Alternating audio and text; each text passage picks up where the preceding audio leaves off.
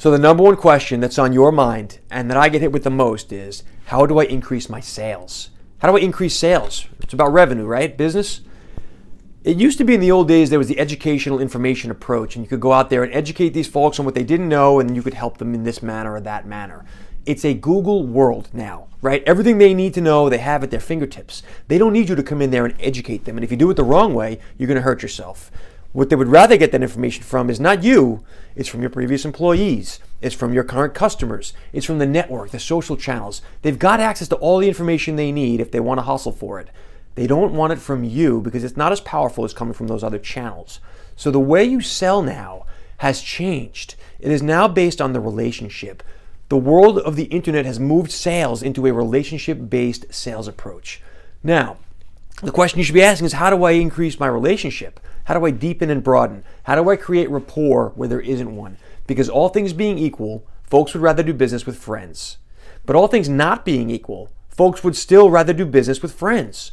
The way you increase your rapport and build this trust and create relationship where there's either light or none, there's three concepts I'll share, which will lead to the fourth, which is the sales. Number one, mirroring and matching. Mirroring and matching we'll explore in a second. We'll break that into three component parts. Number two, listening. Listening is actually a skill. There's three component parts to it. We'll run through that in a second. And number three, creation of trust. Trust building actually breaks down into three component parts as well. We'll go through each of these in turn, and then we'll talk about your sales. So number one, mirroring and matching. Mirroring and matching has to do with people like themselves. I'll say that again. People like to be around and do business with folks just like them. You're the same way. I'm the same way. Nobody wants to admit this, but it is true. So if you're in the sales game, you need to learn how to amend yourself to adopt their customs and styles, and not in a fake, inauthentic way, but in the manner that is, because this is believable, by the way. People know when you're faking, but in a manner that is respectful, almost to the point where they recognize that you're trying and you're doing the best you can. I'll give you an example. Matching is about voice, mannerisms, and customs. Your voice, I tend to be a loud, fast-talking guy. That's not my fault. It's the way I was born, whatever it may be. But I sell oftentimes in Europe, and Europe has a very different kind of culture at times, depending on the country. I will need to amend myself. I can do my fast New York pitch if I'm in country A, but in country B, I'm going to need to make sure that I measure my pace. I control my pitch. I make sure that I am talking to them in the way that they are comfortable talking to me. Now, that is not always the same for every person, as you know. So being able to shift gears like that is part of building rapport. You can call it a tactic or a strat, whatever you want to call it, but it's true. You need to make it clear that you are on their level. If I, for example, am a sales guy and I'm talking to a product guy who knows this thing inside and out, I'm not going to pretend to be the product guy. I'm not him. But if I'm talking to a person and it's a neutral to neutral, I'm going to try to amend my communication style to their communication. That has to do with volume, inflection, tone, all those things I mentioned. But that's got to do with your voice. So give that some thought. The second thing, mannerisms. Now, again, I tend to be a dramatic action taker in my mannerisms. I need to ratchet that way back in the certain cultures I'm talking to. If I'm in New York City, it's fine. It's acceptable. In fact, it's the norm. If I'm not, then I need to make sure that I'm talking in a calm manner, a measured manner, especially when you're dealing with quantitative people who are thinking about concepts. They don't want to be wowed and dynamic. This isn't about my cousin Vinny. Identical. This is about being able to be you and be the person that they need to understand the information from. So I'll give you that. That's got to do with your hands. It's got to do with your eyes. It's got to do with your body movement. If I'm all over the place, it's a very different thing than if I'm just looking you right in the eye and I'm talking to you, mano a mano, or mano y girlo, whatever. The point is this, your mannerisms. Your mannerisms matter. You need to be thinking of how you convey that. And the third thing is going to be the customs. Customs might not necessarily apply if you're outside the country. I'm sorry, it definitely applies if you're outside the country. You think it doesn't apply if you're inside the country, but it does. Because if I'm down south in the American South, it's a very more familial, slower. It is personal. If I'm in the big cities, it's a very different thing. Now in the countries, meaning I go travel internationally and I'm in country A, it is extremely, I'll give you an example.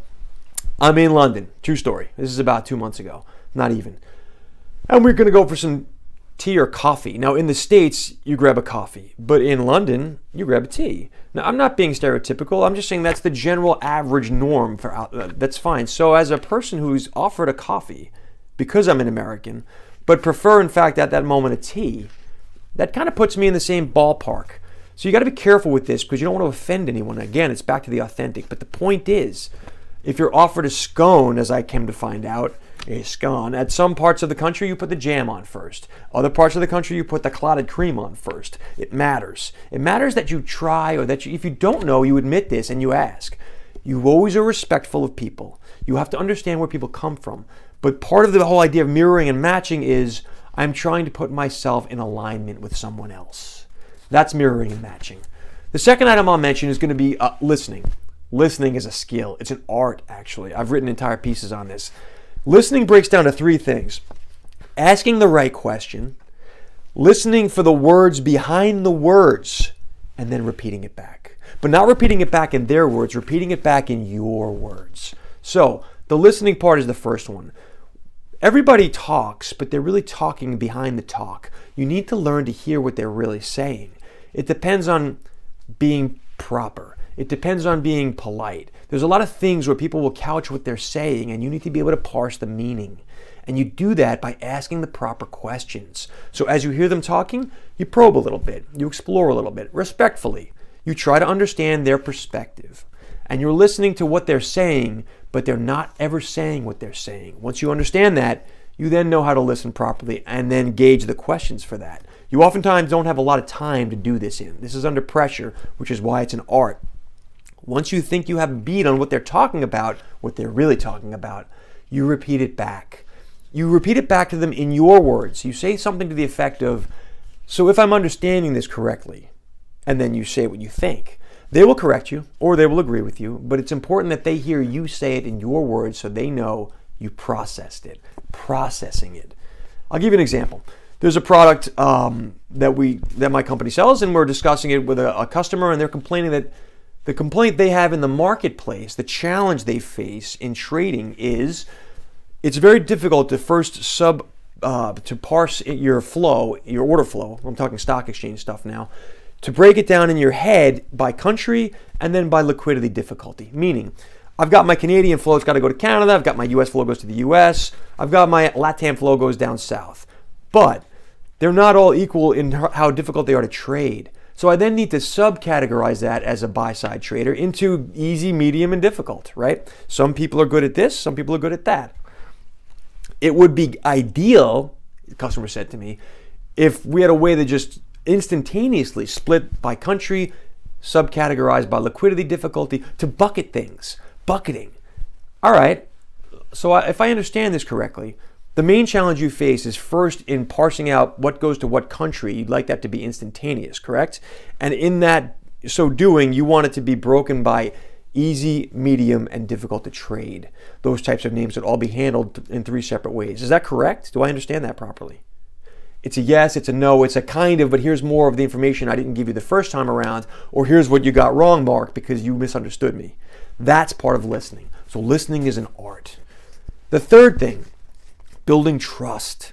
How do you build trust? This is a big one, right? Everyone wants to know, how do I build trust? Trust takes time. Trust is about relationship, and relationship is a process, not an event. That being said, as the caveat, there's three things. One is consistency. If I am always predictable in how I interact with you, and you come to know when I'm going to say or do certain things, that's consistency. You can come to trust and rely upon me. Whether or not I call you every day, when you send an order in and I hit you up and say in chat or on phone, I got your order, everything's good. Great. Or I'm one of those annoying brokers that you don't want to hear from every day because guess what? You don't want to be getting 30 phone calls. Don't call me. Okay. The point is, as long as I do it consistently and you know what to expect from me. So consistency is one. Second thing, what don't you know about what you do know? Meaning, your customers know things. They do. But they don't know everything. There will be certain things that you'll understand a little bit better with a slightly more nuance than they do because you're in the nitty-gritty and they're probably handling a lot of things. I'm not saying that you're smarter than them. You're not. The minute you think that, you lose. I'm saying that you need to help round out their education because they do know things. But here's something you didn't know. I know you know X about this certain way of routing, but did you know that this is what happens behind the scenes? Did you know that oftentimes in the dark pools, there'll be a institutional to institutional match that happens instantaneously before it gets routed to the brokered institutional match? Did you know there's atmospheric cannons and laser beams involved in this types of order flow and not in that? Like, the way you can explain how things work, and you're not judging and you're not demeaning, make sure you're respectful. You're saying this is a little more information that I didn't know if you knew, and you should. If they know it, they'll tell you, I already knew that, but thank you for sharing. If they didn't, they'll ask some questions. I'll give you an example. I was at a breakfast in London a couple of weeks back. I said to the customer, do you know that the technology at every firm looks the same? It's like a car, but you open up the hood and underneath it's very different. The technology and how it really works will reflect the philosophy of the trading in what's going on inside the firm. Meaning, do I want to be more aggressive and cross the spread every time and get you maximum liquidity capture? Or do I want to be a little more careful and try to couch what I'm doing quietly and try to protect you with anonymity? And we're going to sacrifice some liquidity for that. I'm not saying either is right or wrong, depending on the name or the trader. It might be or it might not be. The point is, it's different by firm. And until you know the firms, I, for example, have been through several firms, so I know the philosophy inside those firms. Some are very aggressive. I can tell you the American banks, generally speaking, would like to be scooping as much liquidity as possible. But the European banks, generally speaking, are a little more concerned about anonymity at times. And again, you got to be careful. When you generalize, you lose. When you stereotype, you lose. But you want to share. You need to be giving information to help understanding. And the third point is to provide value beyond the business.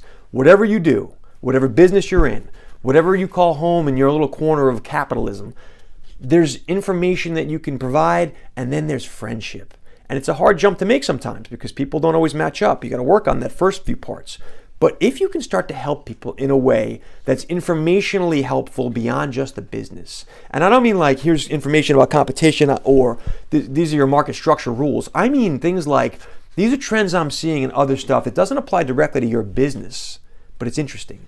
Or here's something you might actually like. This is why people go golfing together. This is where those dinners from the old days are all about.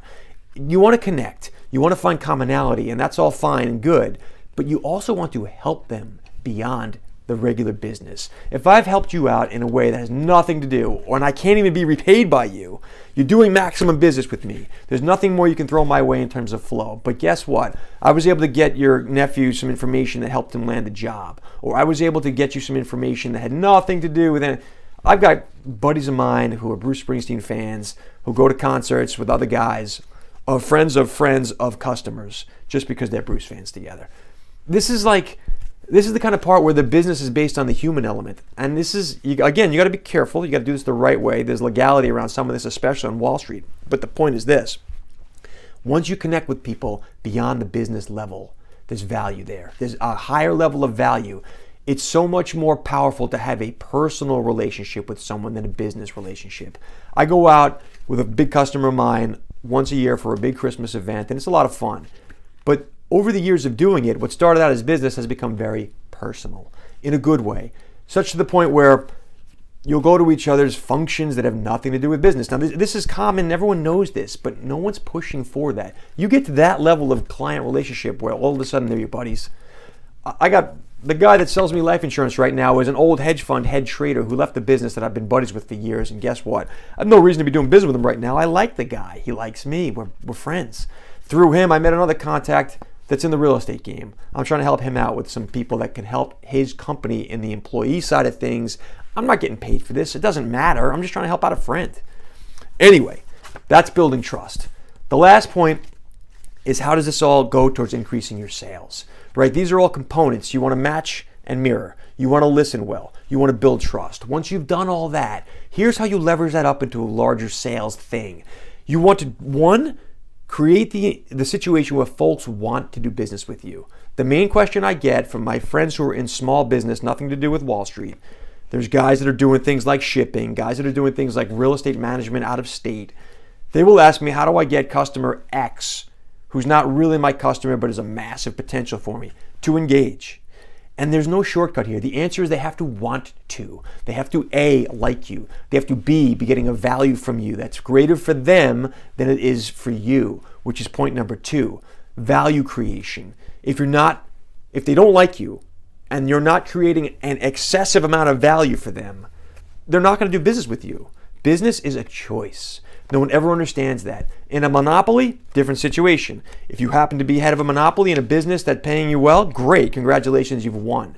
But for most of us, you're competing day in and day out in what you're calling a commoditized space where you're gritting it, and as they say, the knife fight is in the street.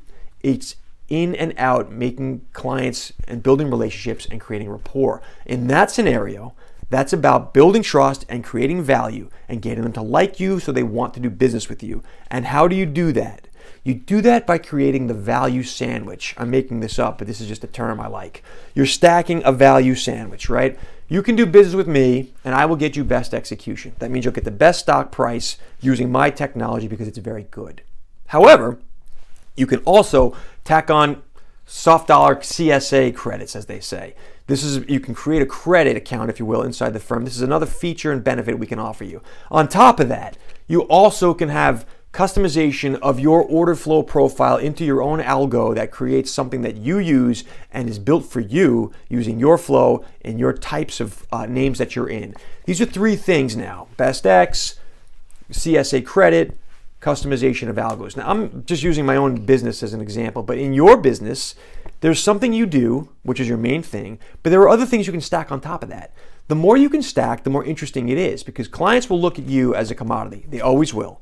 Until you've gotten to be a brand in their mind, they're going to look at you as a commodity. And part of the brand is you, the salesperson. You are creating the relationship that will get you out of being a commodity and into being a brand. But while you're doing that, you create a value tidal wave that is so compelling, that is so interesting, they are going to want to ask you more questions about it. And you get that part by knowing their business. These people who go in there and ask questions about how the client's business is structured.